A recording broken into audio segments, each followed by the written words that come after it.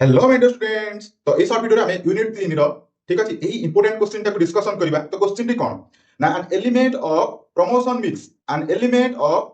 Mix which intends to increase the volume of sales in short term is called which intends to increase the volume of sales in short term is called advertising, sales promotion, personal selling, public relation। ताले को point eighty ठीक हबो जहार promotion mix रो intent रहउची कि कोन करबा दरकार short term period भितरे sales rho volume टा बढ़िबा दरकार। तो राइट ऑप्शन टी बिले तमरो कोन हबो सेल्स प्रमोशन। राइट ऑप्शन टा कोन हबो तमरो सेल्स प्रमोशन। तो एही बरी कांसेप्ट सहित जदि आपण एचएससी कॉमर्स पिला अटंती ठीक अछि तो फुल रिवीजन चाहउचंती तले एही चैनल माध्यम रे मोर ऑलरेडी तीनोटी मैराथन क्लास अपलोड हो जाईची ता सहित फुल रिवीजन रो क्लास अपलोड हो जाईची जाई समस्त देखि परिबो। जहा न मिलिची कोठी ता मिलिबो एठी एटाकू निश्चित भाबे ध्यान रे रखिबे।